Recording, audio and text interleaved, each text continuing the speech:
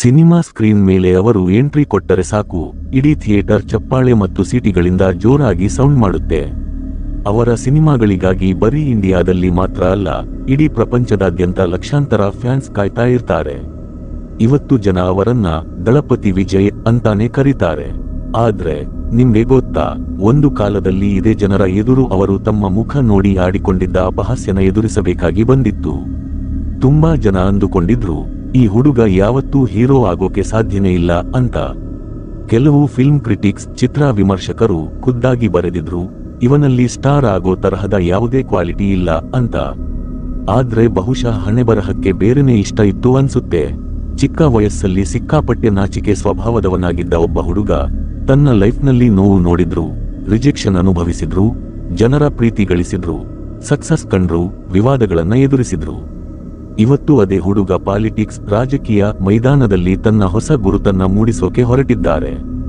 ಕೊನೆಗೂ ಒಬ್ಬ ಸಾಧಾರಣ ಹುಡುಗ ಕೋಟ್ಯಂತರ ಜನರ ದಳಪತಿ ಆಗಿದ್ದು ಹೇಗೆ, ಮತ್ತು ಇವತ್ತಿಗೂ ಯಾಕೆ ಅವರ ಪರ್ಸನಲ್ ಲೈಫ್ ಬಗ್ಗೆ ಇಷ್ಟೊಂದು ಚರ್ಚೆಗಳು ನಡೀತಾನೆ ಇರುತ್ತವೆ?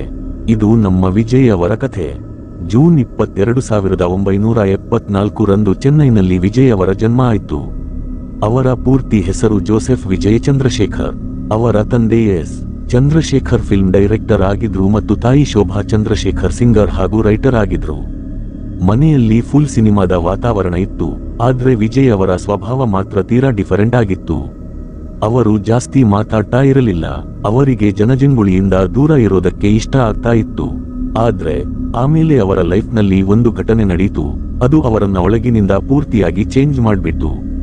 ವಿಜಯ್ ಅವರು ತಮ್ಮ ತಂಗಿ ವಿದ್ಯಾ ಅವರನ್ನ ಪ್ರಾಣಕ್ಕಿಂತ ಹೆಚ್ಚಾಗಿ ಪ್ರೀತಿಸ್ತಾ ಇದ್ರು. ಇಬ್ಬರ ನಡುವೆ ತುಂಬಾನೇ ಕ್ಲೋಸ್ ಬಾಂಡಿಂಗ್ ಇತ್ತು. ಆದ್ರೆ ತುಂಬಾನೇ ಚಿಕ್ಕ ವಯಸ್ಸಲ್ಲೇ ಅವರ ತಂಗಿ ತೀರಿಕೊಂಡ್ರು. ಈ ಇನ್ಸಿಡೆಂಟ್ ವಿಜಯ್ ಅವರನ್ನ ಒಳಗಿನಿಂದ ಪೂರ್ತಿ ಒಡೆದು ಹಾಕ್ಬಿಟ್ಟು. ಅವರು ಮೊದಲಿಗಿಂತಲೂ ಸಾಲಿಡ್ ಆಗಿ ಸೈಲೆಂಟ್ ಆಗ್ಬಿಟ್ರು. ಜನರ ಜೊತೆ ಬೆರೆಯೋದನ್ನ ಕಮ್ಮಿ ಮಾಡಿದ್ರು. ಫ್ಯಾಮಿಲಿಗೆ ಅನಿಸೋಕೆ ಶುರುವಾಯ್ತು, ತಮ್ಮ ಮಗ ದಿನೇ ದಿನೇ ತನ್ನಷ್ಟಕ್ಕೆ ತಾನೇ ಒಂಟಿ ಆಗ್ತಾ ಇದ್ದಾನೆ ಅಂತ. ಆಗ ಅವರ ತಂದೆ ಅವರನ್ನ ಸಿನಿಮಾ ಪ್ರಪಂಚಕ್ಕೆ ಹತ್ತಿರ ತರೋದಕ್ಕೆ ಸ್ಟಾರ್ಟ್ ಮಾಡಿದ್ರು. ಬಹುಶಃ ಅವರಿಗೆ ಅನಿಸಿರಬೇಕು, ಈ ಕ್ಯಾಮೆರಾಗಳು ಮತ್ತು ಕಥೆಗಳ ಪ್ರಪಂಚ ತಮ್ಮ ಮಗನಿಗೆ ಮತ್ತೆ ಹೊಸದಾಗಿ ಬದುಕೋದನ್ನ ಕಲಿಸುತ್ತೆ ಅಂತ. ಸಿನಿಮಾ ಪ್ರಪಂಚ ತನ್ನ ಮಗನಿಗೆ ಮತ್ತೆ ಹೊಸದಾಗಿ ಬದುಕೋದನ್ನ ಕಲಿಸುತ್ತೆ ಅಂತ ಅನ್ಕೊಂಡ್ರು. ವಿಜಯ್ ಅವರು ಬಾಲ ಕಲಾವಿದನಾಗಿ ಚೈಲ್ಡ್ ಆರ್ಟಿಸ್ಟ್ ಸಿನಿಮಾಗಳಲ್ಲಿ ಸಣ್ಣ ಪುಟ್ಟ ರೋಲ್ ಮಾಡೋದಕ್ಕೆ ಸ್ಟಾರ್ಟ್ ಮಾಡಿದ್ರು. ದಿನ ಹೋದ ಹಾಗೆ ಅವರಲ್ಲಿ ಕಾನ್ಫಿಡೆನ್ಸ್ ಹೆಚ್ಚಾಗೋಕೆ ಶುರುವಾಯ್ತು. ಆದ್ರೆ ಅವರ ಮನಸ್ಸಿನಲ್ಲಿ ಒಂದು ಕನಸು ಚಿಗುರೊಡೆದಿತ್ತು. ಅವರು ಒಂದಲ್ಲ ಒಂದು ದಿನ ಹೀರೋ ಆಗ್ಬೇಕು ಅಂತ ಅನ್ಕೊಂಡಿದ್ರು. ಕಾಲ ಕಳೀತಾ ಹೋಯ್ತು. ಕಾಲೇಜ್ ದಿನಗಳಲ್ಲೂ ಅವರ ತಲೆಯಲ್ಲಿ ಬರೀ ಆಕ್ಟಿಂಗ್ ಮಾಡೋ ಕನಸೇ ತುಂಬಿರ್ತಾ ಇತ್ತು. ಕೊನೆಗೂ ಅವರು ಓದನ್ನ ಅರ್ಧಕ್ಕೆ ನಿಲ್ಲಿಸಿಬಿಟ್ರು ಮತ್ತು ಪೂರ್ತಿಯಾಗಿ ಸಿನಿಮಾದಲ್ಲೇ ಕೆರಿಯರ್ ಮಾಡಬೇಕು ಅಂತ ಡಿಸೈಡ್ ಮಾಡಿದ್ರು. ವರ್ಷ 1992 ರಲ್ಲಿ ವಿಜಯ್ ಅವರನ್ನ ಮೊದಲ ಬಾರಿ ಮೇನ್ ಹೀರೋ ಆಗಿ ಲಾಂಚ್ ಮಾಡಲಾಯಿತು. ಇದು ಅವರ ಕನಸುಗಳ ಆರಂಭ ಆಗಿತ್ತು. ಆದ್ರೆ ಅವರು ಅನ್ಕೊಂಡ ಹಾಗೆ ಆರಂಭ ಸಿಗಲಿಲ್ಲ. ಸಿನಿಮಾ ಬಾಕ್ಸ್ ಆಫೀಸ್ನಲ್ಲಿ ಫ್ಲಾಪ್ ಆಯ್ತು. ಜನ ಸಿನಿಮಾನ ವಿಮರ್ಶೆ ಮಾಡಿದ್ರು, ಆದ್ರೆ ಅದಕ್ಕಿಂತ ಹೆಚ್ಚಾಗಿ ವಿಜಯ್ ಅವರನ್ನೇ ಟಾರ್ಗೆಟ್ ಮಾಡಿದ್ರು. ಅವರ ಲುಕ್ಸ್ ಬಗ್ಗೆ ಮಾತಾಡಿದ್ರು, ಅವರ ವಾಯ್ಸ್, ಧ್ವನಿ ನೋಡಿ ತಮಾಷೆ ಮಾಡಿದ್ರು.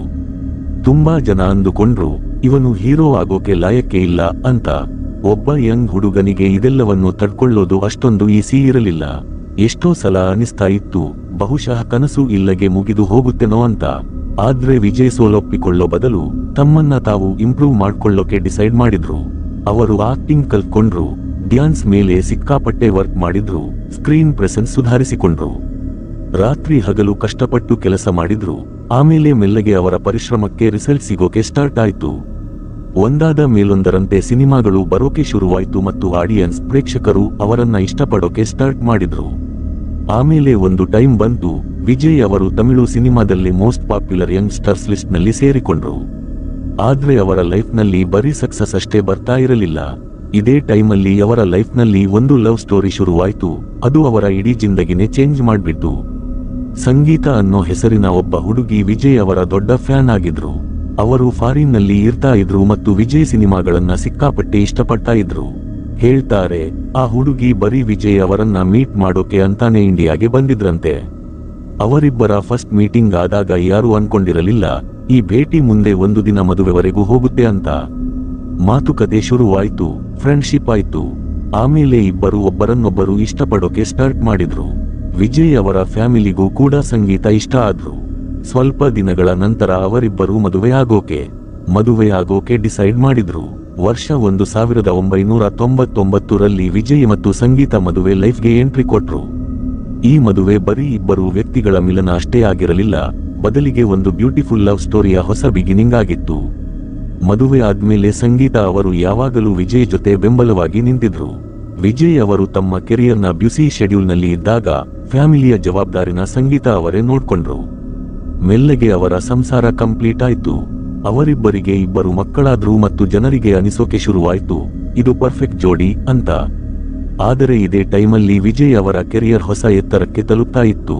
ಅವರ ಸಿನಿಮಾಗಳು ರೆಕಾರ್ಡ್ ಬ್ರೇಕ್ ಮಾಡ್ತಾ ಇದ್ವು. ಅವರ ಪಾಪ್ಯುಲಾರಿಟಿ ದಿನ ಜಾಸ್ತಿ ಆಗ್ತಾ ಇತ್ತು. ಫ್ಯಾನ್ಸ್ ಅವರನ್ನ ಬರೀ ಆಕ್ಟರ್ ಅಂತ ಅಷ್ಟೇ ಅಲ್ಲ, ಒಬ್ಬ ಐಕಾನ್ ಅಂತ ನಂಬೋಕೆ ಸ್ಟಾರ್ಟ್ ಮಾಡಿದ್ರು. ಆಮೇಲೆ ಅವರಿಗೆ ಆ ಒಂದು ಹೆಸರು ಸಿಕ್ತು, ಅದು ಅವರ ಐಡೆಂಟಿಟಿನೇ ಚೇಂಜ್ ಮಾಡ್ಬಿಟ್ಟು. ಅದೇ ಥಲಪತಿ, ಅಂದ್ರೆ ದಳಪತಿ, ಸೇನಾಪತಿ. ಇದು ಬರೀ ಒಂದು ಬಿರುದು ಅಷ್ಟೇ ಆಗಿರಲಿಲ್ಲ, ಇದು ಕೋಟ್ಯಂತರ ಫ್ಯಾನ್ಸ್ ತೋರಿಸಿದ ಪ್ರೀತಿಯಾಗಿತ್ತು. ಅವರ ಸಿನಿಮಾ ರಿಲೀಸ್ ಆಯ್ತು ಅಂದ್ರೆ ಸಾಕು, ಥಿಯೇಟರ್ಗಳೆಲ್ಲ ಸ್ಟೇಡಿಯಂ ತರಹ ಚೇಂಜ್ ಆಗ್ಬಿಡ್ತಾ ಇದ್ವು. ಜನ ಪೋಸ್ಟರ್ಗಳಿಗೆ ಹಾಲಿನ ಅಭಿಷೇಕ ಮಾಡ್ತಾ ಇದ್ರು. ಅವರ ಸಿನಿಮಾದ ಟಿಕೆಟ್ಗಳು ರಿಲೀಸ್ ಆಗೋ ಮುಂಚೆನೆ ಪ್ರೀ ಬುಕಿಂಗ್ನಲ್ಲಿ ಖಾಲಿ ಆಗ್ತಾ ಇದ್ವು. ಆದ್ರೆ ವಿಜಯ್ ಅವರ ಲೈಫ್ ಬರೀ ಸಿನಿಮಾ ಮತ್ತು ಸಕ್ಸಸ್ಗೆ ಅಷ್ಟೇ ಸೀಮಿತ ಆಗಿರಲಿಲ್ಲ. ಅವರ ಪಾಪ್ಯುಲಾರಿಟಿ ಎಷ್ಟು ಬೆಳೀತೋ ಹಾಗೆ ಅವರ ಫ್ಯಾನ್ಸ್ ಪ್ರೀತಿನೂ ಡಬಲ್ ಆಯ್ತು. ತಮಿಳುನಾಡಿನಲ್ಲಿ ತುಂಬಾ ಜನ ಅವರನ್ನ ಬರೀ ಒಬ್ಬ ಆಕ್ಟರ್ ಅಂತ ಅನ್ಕೊಳ್ಳದೆ ತಮ್ಮ ಸ್ವಂತ ಫ್ಯಾಮಿಲಿ ಮೆಂಬರ್ ತರಹ ನೋಡೋಕೆ ಸ್ಟಾರ್ಟ್ ಮಾಡಿದ್ರು. ಅವರದ್ದೇನಾದ್ರೂ ಹೊಸ ಸಿನಿಮಾ ರಿಲೀಸ್ ಆದ್ರೆ ಜನ ಹಬ್ಬದ ತರಹ ಸೆಲೆಬ್ರೇಟ್ ಮಾಡ್ತಾ ಇದ್ರು. ಎಷ್ಟೋ ಸಲ ಸಿನಿಮಾ ಥಿಯೇಟರ್ಗಳ ಮುಂದೆ ಇಡೀ ರಾತ್ರಿ ಲೈನ್ ನಿಂತಿರ್ತಾ ಇದ್ರು. ಕೆಲವು ಫ್ಯಾನ್ಸ್ ಅಂತೂ 100 ಕಿಲೋಮೀಟರ್ ಜರ್ನಿ ಮಾಡ್ಕೊಂಡು ಬರೀ ಅವರ ಸಿನಿಮಾದ ಫಸ್ಟ್ ಡೇ ಫಸ್ಟ್ ಶೋ ನೋಡೋಕೆ ಬರ್ತಾ ಇದ್ರು. ವಿಜಯ್ ಅವರಲ್ಲಿದ್ದ ದೊಡ್ಡ ಕ್ವಾಲಿಟಿ ಏನಂದ್ರೆ ಅವರು ಯಾವತ್ತೂ ತಮ್ಮ ಸ್ಟಾರ್ಡಮ್ ತಲೆಗೆ ಹತ್ತಿಸ್ಕೊಳ್ಳಲಿಲ್ಲ. ಅಷ್ಟೊಂದು ಸಕ್ಸಸ್ ಸಿಕ್ಕಿದ್ರು ಅವರ ಬಿಹೇವಿಯರ್ ಮಾತ್ರ ಮೊದಲಿನ ತರಹನೇ ಸಿಂಪಲ್ ಆಗಿತ್ತು. ಇದೇ ಕಾರಣಕ್ಕೆ ಜನ ಅವರನ್ನ ಬರೀ ಒಬ್ಬ ನಟನಾಗಿ ಅಷ್ಟೇ ಅಲ್ಲ, ಒಬ್ಬ ಒಳ್ಳೆ ಮನುಷ್ಯನಾಗಿ ಇಷ್ಟಪಟ್ಟು ಕನೆಕ್ಟ್ ಆದ್ರು. ಇದೇ ಟೈಮಲ್ಲಿ ಅವರ ಎಷ್ಟೋ ಸಿನಿಮಾಗಳು ಬಂದು ಬಾಕ್ಸ್ ಆಫೀಸ್ನಲ್ಲಿ ಹೊಸ ರೆಕಾರ್ಡ್ ಕ್ರಿಯೇಟ್ ಮಾಡಿದ್ವು.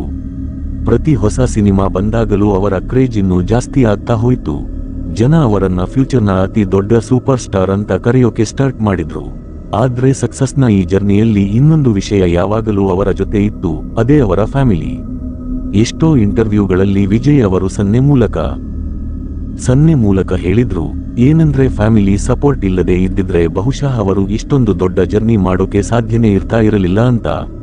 ಅವರು ದಿನವಿಡೀ ಶೂಟಿಂಗ್ನಲ್ಲಿ ಬ್ಯುಸಿ ಇರ್ತಾ ಇದ್ದಾಗ ಸಂಗೀತ ಅವರು ಮನೆ ಮತ್ತು ಮಕ್ಕಳ ಜವಾಬ್ದಾರಿನ ಪೂರ್ತಿಯಾಗಿ ನೋಡ್ಕೊಳ್ತಾ ಇದ್ರು. ಇದೇ ಕಾರಣಕ್ಕೆ ಫ್ಯಾನ್ಸ್ಗೆ ಅನಿಸ್ತಾ ಇತ್ತು ಇವರಿಬ್ಬರ ನಡುವೆ ತುಂಬಾನೇ ಸ್ಟ್ರಾಂಗ್ ರಿಲೇಶನ್ಶಿಪ್ ಇದೆ ಅಂತ. ಕಾಲ ಕಳೆದ ಹಾಗೆ ವಿಜಯ್ ಬರೀ ಒಬ್ಬ ಆಕ್ಟರ್ ಆಗಿ ಅಷ್ಟೇ ಉಳಿಯಲಿಲ್ಲ, ಬದಲಿಗೆ ಒಂದು ಬ್ರಾಂಡ್ ಆಗ್ಬಿಟ್ರು. ಅವರು ಆಡೋ ಒಂದೊಂದು ಮಾತು ಬ್ರೇಕಿಂಗ್ ನ್ಯೂಸ್ ಆಗ್ತಾ ಇತ್ತು. ಅವರದ್ದೇನಾದ್ರೂ ಫೋಟೋ ಬಂದ್ರೆ ಸಾಕು ಸೋಷಿಯಲ್ ಮೀಡಿಯಾದಲ್ಲಿ ಫುಲ್ ವೈರಲ್ ಆಗ್ತಾ ಇತ್ತು. ಆದ್ರೆ ಇಲ್ಲಿಂದನೇ ಅವರ ಪರ್ಸನಲ್ ಲೈಫ್ ಮೇಲೆ ಜನರ ಕಣ್ಣು ಬೀಳೋಕೆ ಸ್ಟಾರ್ಟ್ ಆಯ್ತು. ಮೊದಲು ಯಾವ ವಿಷಯಗಳು ಬರೀ ಫ್ಯಾಮಿಲಿ ಒಳಗಡೆ ಇರ್ತಾ ಇತ್ತೋ ಇವಾಗ ಅದರ ಬಗ್ಗೆ ಇಂಟರ್ನೆಟ್ನಲ್ಲಿ ಸಿಕ್ಕಾಪಟ್ಟೆ ಚರ್ಚೆಗಳು ಆಗೋಕೆ ಶುರುವಾದವು. ಜನ ಅವರ ಸಿನಿಮಾಗಳಿಗಿಂತ ಹೆಚ್ಚಾಗಿ ಕೆಲವು ಸಲ ಅವರ ಪರ್ಸನಲ್ ಲೈಫ್ ಬಗ್ಗೆನೇ ಮಾತಾಡೋಕೆ ಸ್ಟಾರ್ಟ್ ಮಾಡಿದ್ರು. ಬಹುಶಃ ಇಲ್ಲಿಂದನೇ ಆ ಒಂದು ಕಥೆ ಶುರುವಾಗಿದ್ದು ಅದು ಮುಂದೆ ಹೋಗಿ ಸಿಕ್ಕಾಪಟ್ಟೆ ಹೆಡ್ಲೈನ್ಸ್ ಕ್ರಿಯೇಟ್ ಮಾಡ್ತು. ಆದ್ರೆ ಸಕ್ಸಸ್ ಎಷ್ಟು ದೊಡ್ಡದಾಗಿ ಇರುತ್ತೋ ಅಷ್ಟೇ ದೊಡ್ಡ ಕಾಂಟ್ರವರ್ಸಿಗಳು, ವಿವಾದಗಳು ಕೂಡ ಜೊತೆಯಲ್ಲೇ ಬರುತ್ತವೆ. ವರ್ಷಗಳ ನಂತರ ವಿಜಯ್ ಅವರ ಹೆಸರು ಆಕ್ಟ್ರೆಸ್ ತ್ರಿಷಾ ಕೃಷ್ಣನ್ ಜೊತೆ ಕೇಳಿ ಬರೋಕೆ ಸ್ಟಾರ್ಟ್ ಆಯ್ತು. ಇಬ್ಬರೂ ತುಂಬಾ ಸಿನಿಮಾಗಳಲ್ಲಿ ಒಟ್ಟಿಗೆ ಕೆಲಸ ಮಾಡಿದ್ರು. ಅವರ ಆನ್ ಸ್ಕ್ರೀನ್ ಕೆಮಿಸ್ಟ್ರಿ ಅಂತೂ ಅದ್ಭುತವಾಗಿ ಇರ್ತಾ ಇತ್ತು. ಫ್ಯಾನ್ಸ್ ಇವರಿಬ್ಬರ ಜೋಡಿನ ತುಂಬಾನೇ ಇಷ್ಟಪಡ್ತಾ ಇದ್ರು. ಆದ್ರೆ ಆಮೇಲೆ ಸೋಷಿಯಲ್ ಮೀಡಿಯಾದಲ್ಲಿ ಕೆಲವು ರೂಮರ್ಸ್, ಅಫವಾಹಗಳು ಹರಡೋಕೆ ಸ್ಟಾರ್ಟ್ ಆದ್ವು. ಕೆಲವರು ಕ್ಲೈಮ್ ಮಾಡಿದ್ರು ಇವರಿಬ್ಬರು ಬರೀ ಒಳ್ಳೆ ಫ್ರೆಂಡ್ಸ್ ಅಷ್ಟೇ ಅಲ್ಲ ಅಂತ. ಮೆಲ್ಲಗೆ ಈ ಚರ್ಚೆ ಇನ್ನೂ ಜಾಸ್ತಿ ಆಗ್ತಾ ಹೋಯ್ತು. ತುಂಬಾ ಗ್ಯಾಪ್ ಆದ್ಮೇಲೆ ಇವರಿಬ್ಬರು ಮತ್ತೆ ಒಂದು ಸಿನಿಮಾದಲ್ಲಿ ಒಟ್ಟಿಗೆ ಕಾಣಿಸಿಕೊಂಡಾಗ ಸೋಷಿಯಲ್ ಮೀಡಿಯಾದಲ್ಲಿ ಹೊಸ ಡಿಬೇಟ್ ಸ್ಟಾರ್ಟ್ ಆಗ್ಬಿಟ್ಟು. ಫೋಟೋಗಳು ವೈರಲ್ ಆದ್ವು, ವಿಡಿಯೋಗಳು ಶೇರ್ ಆದ್ವು. ಜನ ತಮಗೆ ತೋಚಿದ ಹಾಗೆ ಕಥೆ ಕಟ್ಟೋಕೆ ಸ್ಟಾರ್ಟ್ ಮಾಡಿದ್ರು. ಆಮೇಲೆ ಸಡನ್ ಆಗಿ ಇನ್ನೊಂದು ಮ್ಯಾಟರ್ ಮುನ್ನೆಲೆಗೆ ಬಂತು. ಕೆಲವರು ಹೇಳೋಕೆ ಸ್ಟಾರ್ಟ್ ಮಾಡಿದ್ರು ವಿಜಯ್ ಮತ್ತು ಸಂಗೀತ ಅವರ ರಿಲೇಶನ್ಶಿಪ್ನಲ್ಲಿ ಬಿರುಕು ಬಿಟ್ಟಿದೆ ಅಂತ. ಇನ್ನು ಕೆಲವರಂತೂ ಡಿವೋರ್ಸ್, ವಿಚ್ಛೇದನ ವರೆಗೂ ಮಾತಾಡೋಕೆ ಸ್ಟಾರ್ಟ್ ಮಾಡ್ಬಿಟ್ರು. ಆದ್ರೆ ಇಲ್ಲಿ ಮೋಸ್ಟ್ ಇಂಟರೆಸ್ಟಿಂಗ್ ವಿಷಯ ಏನಂದ್ರೆ ಈ ಎಲ್ಲಾ ವದಂತಿಗಳಿಗೆ ಯಾವುದೇ ತರಹದ ಸಾಕ್ಷಿ ಅಥವಾ ಪ್ರೂಫ್ ಇರಲಿಲ್ಲ. ಆದ್ರೂ ಕೂಡ ಈ ಚರ್ಚೆಗಳು ನಿಲ್ಲೋ ಹೆಸರೇ ತಗೊಳ್ತಾ ಇರಲಿಲ್ಲ. ಯಾಕಂದ್ರೆ ಸೋಷಿಯಲ್ ಮೀಡಿಯಾಗೆ ಸಸ್ಪೆನ್ಸ್ ಅಂದ್ರೆ ತುಂಬಾನೇ ಇಷ್ಟ. ಅದರಲ್ಲೂ ಮ್ಯಾಟರ್ ಒಬ್ಬ ಸೂಪರ್ ಸ್ಟಾರ್ ಬಗ್ಗೆ ಇದ್ದಾಗ ಒಂದು ಸಣ್ಣ ವಿಷಯ ಕೂಡ ದೊಡ್ಡದಾಗಿ ಸುದ್ದಿ ಆಗ್ಬಿಡುತ್ತೆ. ವಿಜಯ್ ಅವರು ಈ ಎಲ್ಲಾ ಚರ್ಚೆಗಳ ಬಗ್ಗೆ ಯಾವತ್ತೂ ಓಪನ್ ಆಗಿ ರಿಯಾಕ್ಟ್ ಮಾಡಲೇ ಇಲ್ಲ. ಅವರು ಯಾವಾಗಲೂ ತಮ್ಮ ಪರ್ಸನಲ್ ಲೈಫ್ನ ಸೀಕ್ರೆಟ್ ಆಗಿ ಇಡೋದಕ್ಕೆ ಇಷ್ಟಪಟ್ಟರು. ಬಹುಶಃ ಇದೇ ಕಾರಣಕ್ಕೆ ಇವತ್ತಿಗೂ ಜನ ಅವರ ಮದುವೆ ಲೈಫ್ ಬಗ್ಗೆ ಕ್ವೆಶ್ಚನ್ ಮಾಡ್ತಾ ಇರುತ್ತಾರೆ. ನಿಜವಾಗಲೂ ಇವರ ರಿಲೇಶನ್ಶಿಪ್ನಲ್ಲಿ ಏನಾದ್ರೂ ಪ್ರಾಬ್ಲಮ್ ಇದೆಯಾ, ಅಥವಾ ಇದೆಲ್ಲ ಬರೀ ಸೋಷಿಯಲ್ ಮೀಡಿಯಾ ಕ್ರಿಯೇಟ್ ಮಾಡಿರೋ ಕಥೆನಾ? ಈ ಪ್ರಶ್ನೆಗೆ ಉತ್ತರ ಇವತ್ತಿಗೂ ಯಾರ ಹತ್ರನೂ ಇಲ್ಲ. ಆದ್ರೆ ಇದೇ ಗ್ಯಾಪ್ನಲ್ಲಿ ವಿಜಯ್ ಒಂದು ಬಿಗ್ ಡಿಸಿಷನ್ ತಗೊಂಡ್ರು. ಅದು ಇಡೀ ತಮಿಳುನಾಡಿನಲ್ಲಿ ಸಂಚಲನ ಸೃಷ್ಟಿ ಮಾಡ್ತು. ಅವರು ಪಾಲಿಟಿಕ್ಸ್ ರಾಜಕೀಯಕ್ಕೆ ಎಂಟ್ರಿ ಕೊಡೋದಾಗಿ ಅನೌನ್ಸ್ ಮಾಡ್ಬಿಟ್ರು. ಈ ಒಂದು ಹೆಜ್ಜೆಗಾಗಿ ಅವರ ಫ್ಯಾನ್ಸ್ ತುಂಬಾ ದಿನಗಳಿಂದ ವೇಟ್ ಮಾಡ್ತಾ ಇದ್ರು.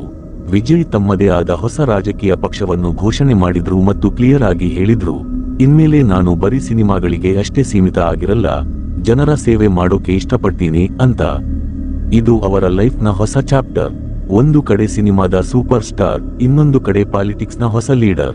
ಆದ್ರೆ ರಾಜಕೀಯಕ್ಕೆ ಎಂಟ್ರಿ ಕೊಟ್ಟ ತಕ್ಷಣ ಅವರ ಪರ್ಸನಲ್ ಲೈಫ್ ಮತ್ತೆ ಟಾಕ್ ಆಫ್ ದಿ ಟೌನ್ ಆಯ್ತು. ಜನ ಕೇಳ್ತಾ ಇದ್ದಾರೆ, ಈ ಕಾಂಟ್ರವರ್ಸಿಗಳು ಅವರ ರಾಜಕೀಯ ಜರ್ನಿ ಮೇಲೆ ಏನಾದ್ರೂ ಎಫೆಕ್ಟ್ ಬೀರುತ್ತಾ?